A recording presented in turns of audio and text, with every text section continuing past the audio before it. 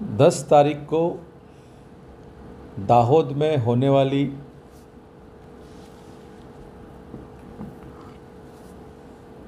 आदिवासी अधिकार रैली, जिसमें प्रमुख उपस्थिति कांग्रेस के नेता खासदार राहुल जी गांधी जी उपस्थित रहने वाले हैं।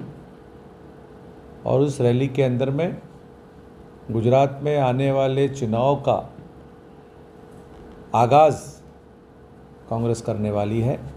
जिस तरह से भाजपा सरकार गुजरात में जनता के साथ खिलवाड़ करती है, जिस तरह से कांग्रेस द्वारा स्थापित आज़ादी के बाद बुनियादी सुविधाएं जो जनता को दी गई थी, उस बुनियादी सेवाओं को ध्वस्त करने का काम पिछले 27 वर्षों में भाजपा की सरकार ने किया है।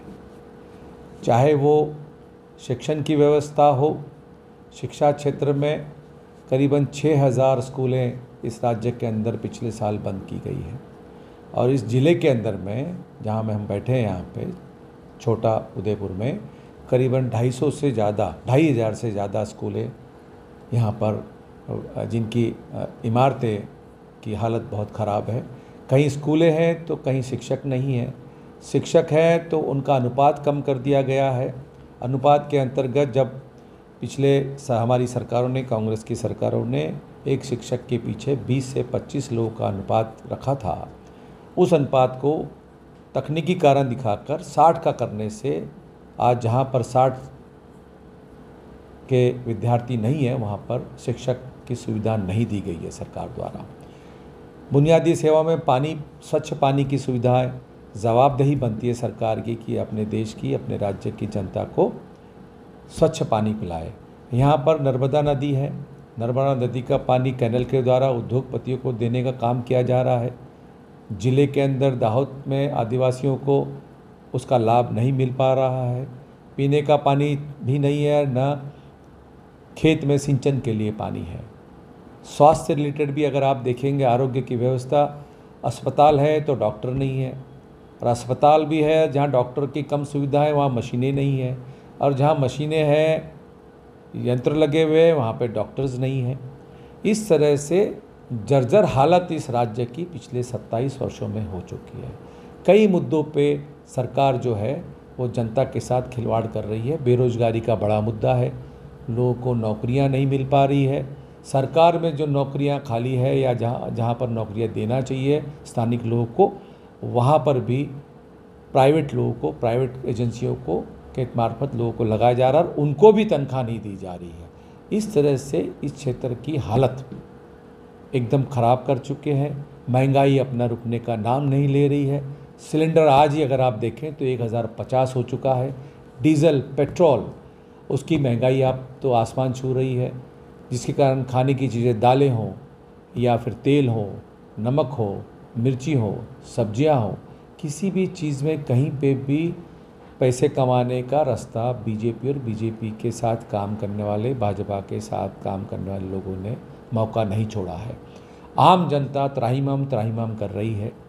इस राज्य में अब ये बदलाव जनता चाहती है, और उस बदलाव का आगाज़ करने के लिए हमारे नेता राहुल जी 10 तारीख को दाहोद में 10 बजे वहाँ पहुँचने वाले हैं और रैली की शुरुआत करने वाले हैं। इसके बाद हम पूरे गुजरात में इस सरकार के विरुद्ध, इस भ्रष्टाचार के विरुद्ध सरकार को के लिए हम पूरे जनता के बीच में जाएंगे। और जनता इस बार चाहती है कि इस बार यहाँ बदलाव हो और कांग्रेस यहाँ पर राज करे, पंक्ति के आखिरी व्यक्ति तक वो सारी सुविधाएं उपलब्ध कराए, लोगों को, जनमानस को समाधान दे, चाहे वो शिक्षण की सुविधा हो, चाहे वो रोजगार की बात हो, चाहे इंडस्ट्री जहाँ बड़ी बड़ी उद्योग लगाए हैं। उद्योग के लिए कांग्रेस कभी भी मना नहीं करती, लेकिन उद्योग लाने के बाद सिर्फ उद्योगपतियों की तरफ ध्यान देना, स्थानिक लोगों को रोजगार नहीं देना, और उद्योगों से निकलने वाले वेस्ट मटेरियल से पूरी ज़मीनें ख़राब करना, उसके बाद उसमें पानी तो ज़मीन में छोड़ना, ज़मीन भी ख़राब होती है, और उस पानी को नदियों में छोड़ा जाता है ताकि नदियों का पानी भी जनता पी न सके।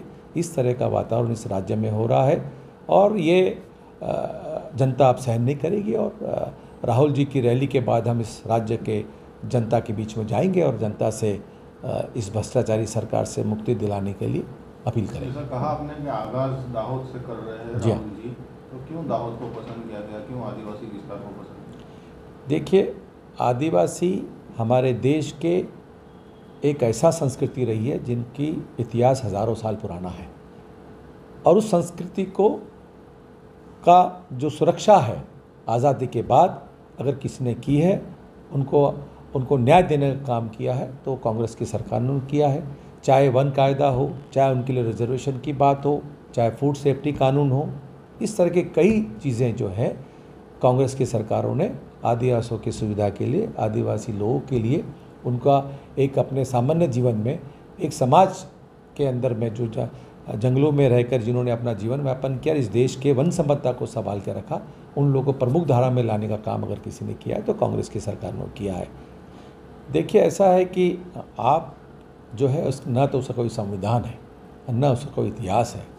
ये सिर्फ ये पार्टी है जो वक्त का फ़ायदा उठा के, और मैं तो ये समझता हूँ, हम लोग ये समझते हैं कि भाजपा की बी पार्टी है।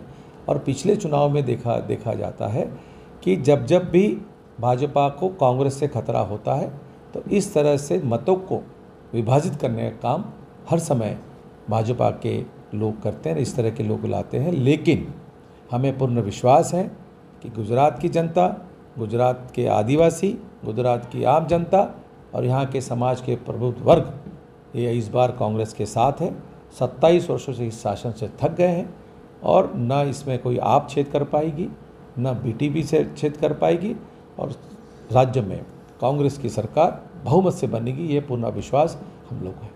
देखिए, मैंने आपको मेरे पहले बात में भी मैंने कही है बात कि भाजपा को ये हर समय खतरा रहता है, और उन्हें ये पता है कि गुजरात की जनता उन पर विश्वास नहीं करती है, और जब कांग्रेस के लोगों को ये राज्य की जनता मतदान देती है और उनको आशीर्वाद देती है, तो उस आशीर्वाद को कैसे तोड़ा जाए, और जो हमारे बीच जो हमारे चुने हुए प्रतिनिधि हैं उनको किसी न किसी के लालच में या किसी दबाव में ये काम उनसे कराया जाता है।